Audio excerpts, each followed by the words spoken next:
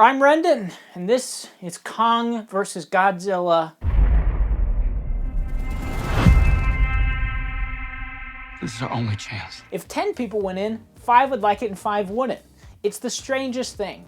And even stranger is the fact that if I was with all 10 of those people and 5 of them said, I don't like this, I'd say, you're right.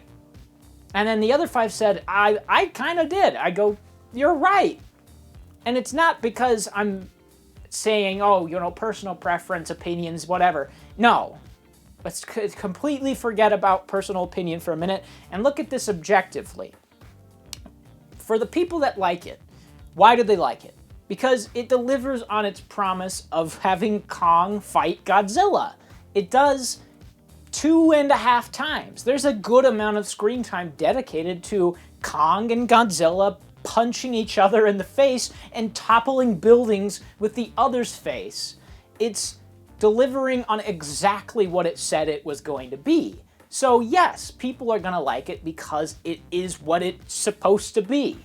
But then, on the other side of the coin, the movie is incredibly stupid, it makes almost no sense, and most of the characters are so uninteresting that whenever there isn't monsters punching each other, it's quite boring. So yes, someone that says they liked it is right, and one that says they didn't is also right. It comes down to very specific preference, I suppose. Very specific preference in that if you are okay with suspending disbelief, you will like this. If you aren't, then you won't. And that is where the divide lies.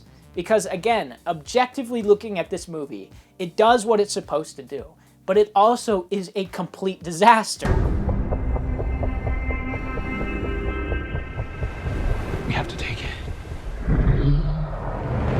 I think this is a movie that is more interesting to talk about than to actually watch, because for all the things I listed, I mean, when it is fun, it is a lot of fun. There are parts in this movie where I was laughing hysterically. When Godzilla picked up King Kong by his face and smashed him into 3 buildings in a row, I was laughing so hard I had tears in my eyes. Or when Mechagodzilla comes out and it's like a horrible CG robot, it's schlock, and I loved it. It's hilarious. But then they stop fighting and the characters start talking and my eyes glazed over faster than the Hindenburg went down. It's like a mind-numbing movie. That's the bottom line. It's a mind-numbing movie, and it just depends on how much you're willing to suspend your disbelief. Will you think about and get annoyed about the fact that Kong is in an enclosure somehow, even though he wasn't in the last one, and somehow Rebecca Hall has the ability to muster up military fleets to transport a giant titan by a boat? If you get annoyed by that, just me saying that, you're not going to like it. But if you say, yeah, who cares? They just need to get to the next fight scene, then you will like it. And I think that in some way, Kong did the same. You're not here to talk about the movie with other people, obviously. You're here to hear what I have to say. And what I have to say is that it's fine. It's a fine movie. I don't disparage anybody that hates it, and I don't disparage anybody that likes it. Like I said, they're both very justified.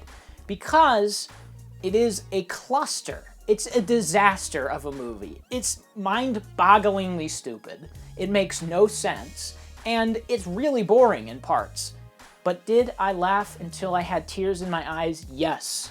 So, that's where I stand on it. The characters are embarrassing. They're terrible. I mean, Millie Bobby Brown is in this entourage of 3 where 2 of them are the fat comic relief. 2 people out of 3 are the fat comic relief. It's like a paradox. It's almost like they're trying to one-up each other constantly, but they have the most pathetic excuses for jokes. One of them, the joke is that he worked at Apex Legends headquarters and he is a conspiracy theorist, and that's a joke. And the other is a kid, and his joke is to say things like, oh, doors. Man, they keep closing on us. Oh, I don't understand girls. oh, well. It's awful. Anytime they're on screen, the movie is like dreadful. Millie Bobby Brown, her whole character is to go and observe things so the audience can see them. Her whole character is literally to have doors open and her go, "Oh my God!"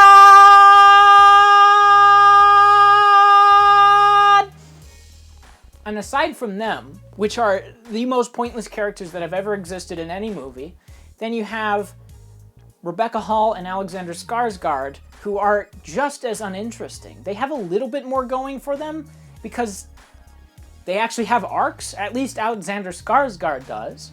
And there's a deaf child who has a bond with King Kong, which was mildly interesting. They like sign language to each other, which was cool, I guess.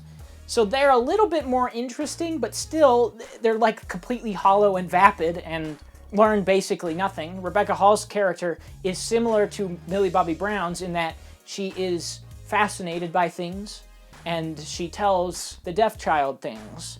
And Alexander Skarsgård's job is to just be around. And this child, she's the only one he'll communicate with.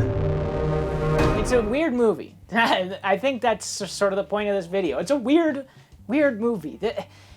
The characters all are terrible, and the plot is terrible. The plot is they want to transport a monkey to Antarctica so it can run down a hole, which leads to the center of the Earth, which happens to have a habitable ecosystem in it. It's hollow somehow. And the monkey does this. And occasionally Godzilla shows up to fight him. And then there's a Pacific Rim hackneyed plot about inventor creating a robot to fight kaiju monsters. That's the plot. It's terrible. It's the thinnest possible thing. It's just excuses to get big monsters into areas where they can punch each other. So, yeah, I don't know. I don't know how I feel. I'm on the fence. I'd probably give it a 5. When the spectacle is happening, it's fun.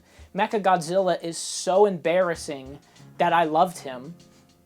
He just shoots little lasers out and runs around. He's a little robot. It was awesome. Schlock. But anytime Millie Bobby Brown's entourage is on screen, I just wanted to go to sleep or punch myself in the face. So, solid 5.